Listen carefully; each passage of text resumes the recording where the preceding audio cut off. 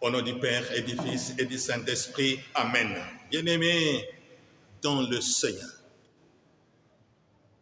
que Dieu Tout-Puissant vous bénisse et que notre Seigneur Jésus-Christ soit toujours avec vous et dans toutes vos activités. Nous voulons parler aujourd'hui de la vie éternelle. Ça veut dire une vie au-delà du temps. Une vie qui ne finit pas. On peut dire dans d'autres mots, le paradis, la vie avec Jésus-Christ.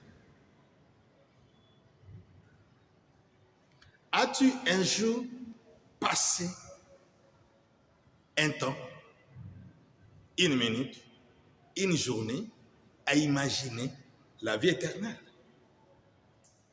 À imaginer une vie avec le Seigneur?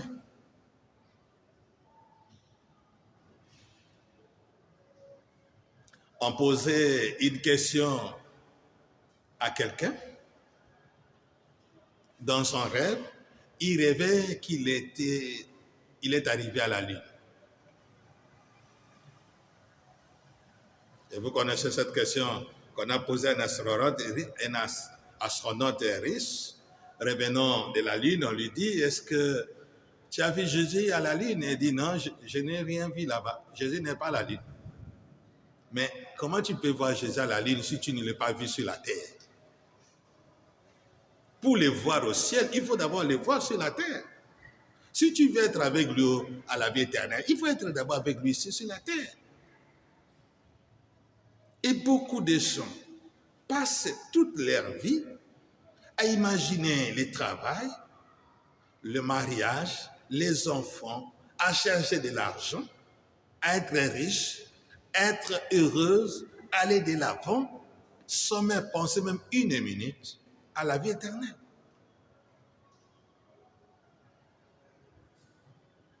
Bien-aimés dans le Seigneur, c'est pourquoi Jésus pose la question, que sert à un homme de gagner l'univers s'il venait à perdre son âme?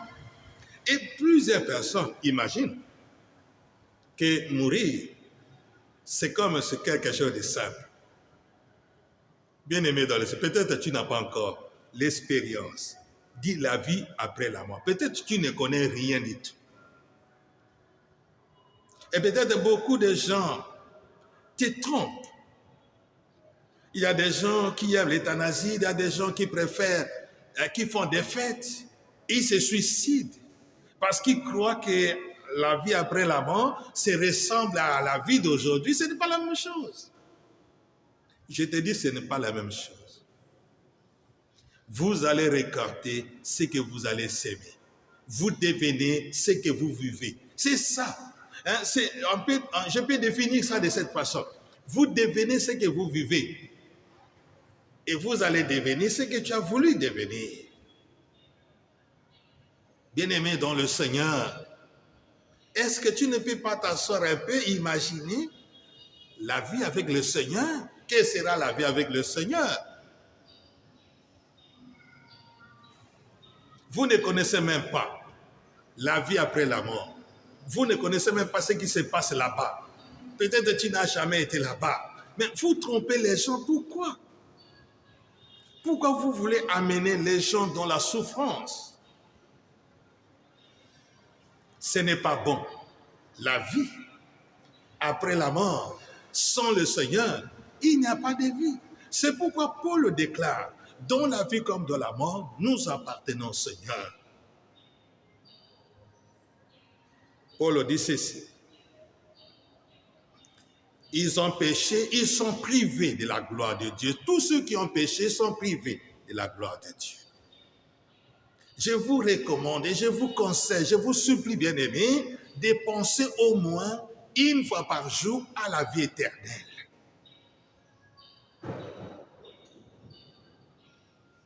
Je suis parti célébrer une messe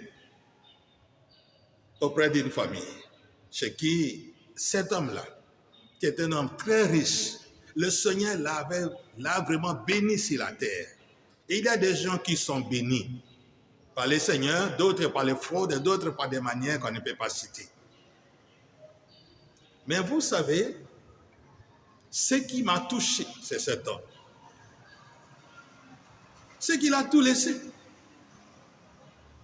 Il a tout laissé. Des comptes dans tous les pays du monde. Des maisons à ne pas citer. Des voitures, des femmes, d'argent, tu ne peux pas imaginer. Mais il a tout laissé. Et tu sais ce qui est grave? Ce qui est grave, c'est qu'il avait demandé qu'il puisse être incinéré. Tu peux imaginer. Il avait beaucoup d'argent et il demande seulement d'être incinéré, c'est-à-dire de devenir rien, poussière, rien du tout. Rien. Sans même un endroit où la famille peut aller s'incliner.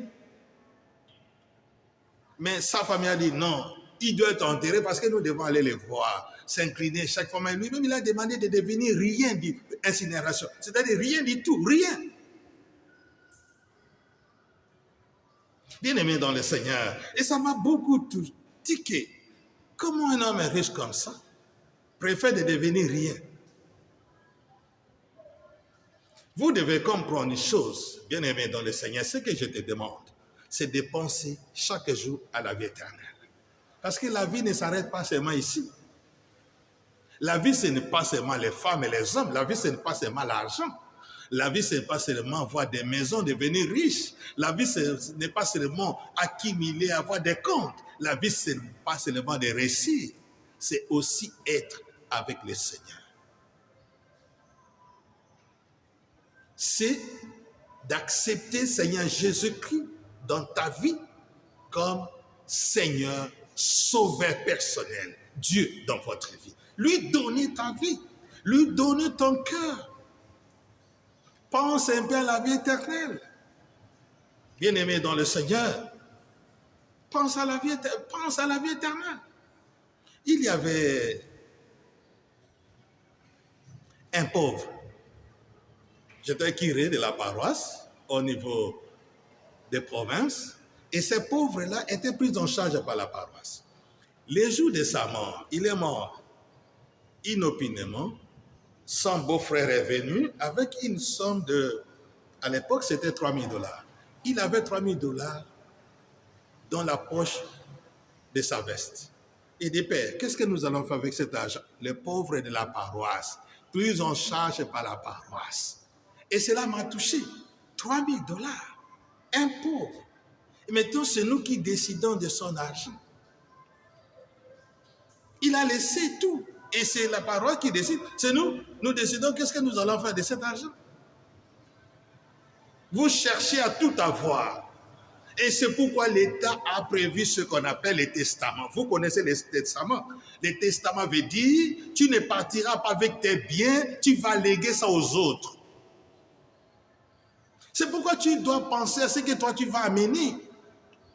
Tu dois penser à ce que sera dans le contenu de ta valise. Si tu vas tout laisser ici, tu te bats pour tout laisser. Alors qu'est-ce que toi tu vas amener? Tu fais des fêtes avant de mourir, avant de te faire l'euthanasie, avant de te faire, de te suicider. Tu fais des fêtes, mais tu vas amener quoi? Après, tu vas amener quoi toi? Tu vas amener quoi? Bien-aimé dans le Seigneur, pensez au ciel. C'est pourquoi la première des choses que tu dois penser au ciel, c'est la prière. La prière est la seule chose qui crée notre relation avec le Seigneur. Et l'Église catholique a ses cheminements. Il nous donne beaucoup de moyens pour retourner au Seigneur, rencontrer au Seigneur, nous donner au Seigneur, revenir au Seigneur. Tu dois, bien aimé dans le Seigneur, penser un jour. Parce que ce que nous avons avec le Seigneur nous accompagne jusqu'auprès de lui. Ce que tu as reçu de Dieu, tu l'amènes à Dieu. Mais ce que tu as reçu sur la terre, tu le laisses sur la terre. Ce que tu as reçu de Dieu, tu l'amènes à Dieu. Ce que tu as reçu sur la terre, tu le laisses sur la terre. Bien-aimé dans le Seigneur t'a béni, pas pour devenir pauvre après la mort, mais pour que tu sois avec lui. Pense à la vie éternelle. Soigne ta relation avec le Seigneur. Pour soigner la relation avec le Seigneur, pense aussi à la prière. C'est très important. Parce qu'aller au ciel, ce n'est pas question de faire des miracles. Parce qu'aller au ciel, ce n'est pas question de devenir riche. Parce qu'aller au ciel, ce n'est pas question de mariage, de bénédiction. Parce qu'aller au ciel, ce n'est pas question de devenir vedette sur la terre. Aller au ciel, ce n'est pas question d'avoir une bonne santé. Aller au ciel, ce n'est pas question d'avoir du travail, vivre à l'étranger. Aller au ciel, c'est une question de relation avec le Seigneur, de soigner ta relation avec le Seigneur. Et pour soigner la relation avec le Seigneur, la première chose, c'est la prière. La deuxième chose, c'est la conversion. Tu dois accepter que tu es pécheur et que tu es un homme qui peut commettre des erreurs, des fautes, et tu peux toujours revenir te confesser, arranger. Deuxième point, bien-aimé dans le Seigneur, pour aller au ciel, c'est de donner. Bien-aimé dans le Seigneur, tu as déjà fait ton testament, n'est-ce pas? Mais dans le testament là, tu vas faire quoi? Vous connaissez le testament? Le testament veut dire, les gens vont recevoir tes biens alors que tu es déjà mort. Et là, ça n'a plus d'importance. Parce que tu es déjà jugé. Parce que tu es déjà condamné. N'entendez pas de donner seulement pendant le testament. Le testament n'aura aucune influence sur ta vie. Ce que tu dois faire, c'est de donner aujourd'hui. Donne. Parce que donner est un chemin qui nous amène au ciel. Aller au ciel, c'est une façon de soigner notre relation avec le Seigneur. Ça, c'est le premier point. Soigner la relation avec le Seigneur, c'est la prière, c'est la foi. Accepter Jésus-Christ comme notre Dieu, notre Sauveur, notre Seigneur. Et de donner au kaba. On dit, donner. Il y a des gens pour donner, ils deviennent colériques, ils s'élarment, ils deviennent méchants. Il y a ceux qui ont fermé déjà leur cœur pour donner. Ils croient donner, les gens vont voler, ils vont voler quoi? Bien-aimé, et si voilà, est-ce que c'est ton problème? Mais ton problème, c'est de donner. Parce que tu donnes, c'est pour toi-même.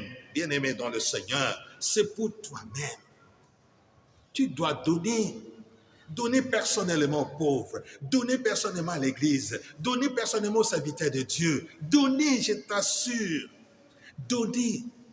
C'est pourquoi Paul insiste sur ce point. Dieu aime celui qui donne avec joie.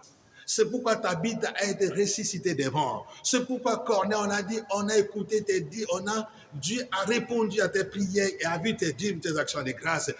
Beaucoup de gens ont reçu les bénédictions de Dieu à cause de donner. Donner n'a pas seulement une phase de bénédiction, mais donner a aussi une phase d'ouvrir les portes du ciel. Tu dois donner, mon frère. Troisième point. Pour aller au ciel, c'est un problème de cœur. Mais vous devez savoir que tout ça, aller au ciel, c'est un don de Dieu.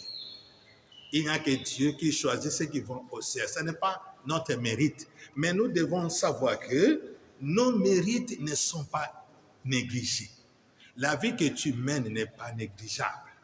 Les efforts que tu fais pour plaire au Seigneur, il tient compte de tout ça. Mais nous ne méritons pas le ciel. Mais c'est une grâce. Nous le recevons comme une grâce.